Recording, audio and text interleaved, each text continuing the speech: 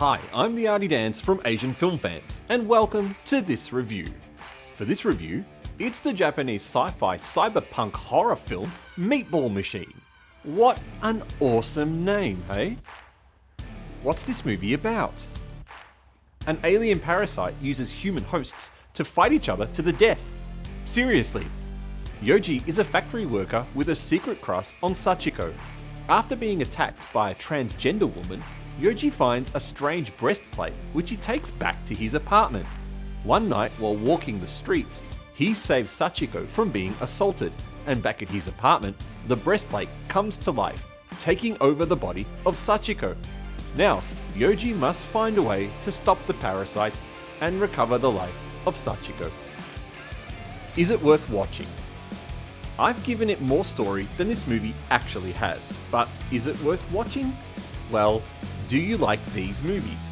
It's directed by one of the guys behind Yakuza Weapon, and the creature effects are done by the same guy who worked on Yakuza Weapon and Vampire Girl vs. Frankenstein Girl, Yoshihiro Nishimura. So, you know they're awesome.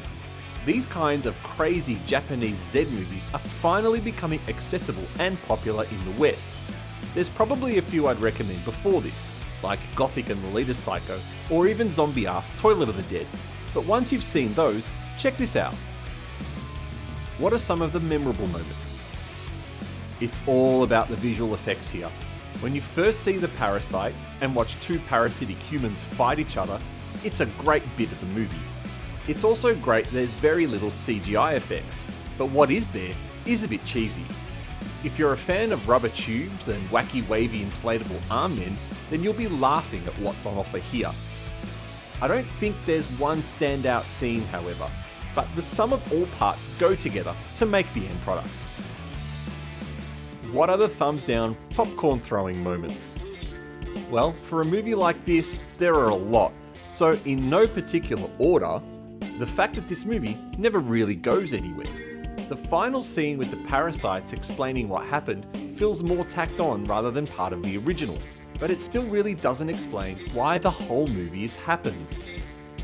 There's a lot of misogynistic language and situations in this film. The way that Sachiko is treated, even by Yoji, isn't handled very well and definitely scores a thumbs down. Even though this movie alludes to a lot of sexual references, there isn't any nudity. There are a lot of phallic imagery, however, but I don't think you'll be watching it for that. The eyeball torture also scores a thumbs down from me. Eyeballs are sacred, and I hate watching things pierce them. Lastly, the colour correction is a little nauseating. Now, this might be the desired effect of the director.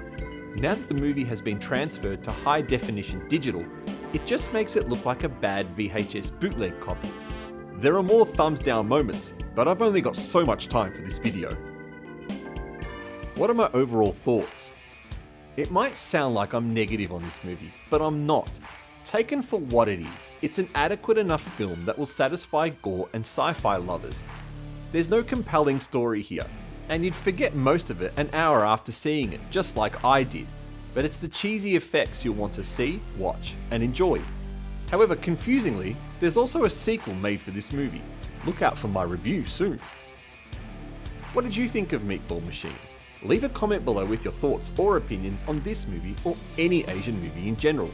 If you're new, please like this video and subscribe to our channel to keep up to date with the latest reviews, features and trailers. Don't forget to visit AsianFilmFans.com to create a list of your favourite movies today.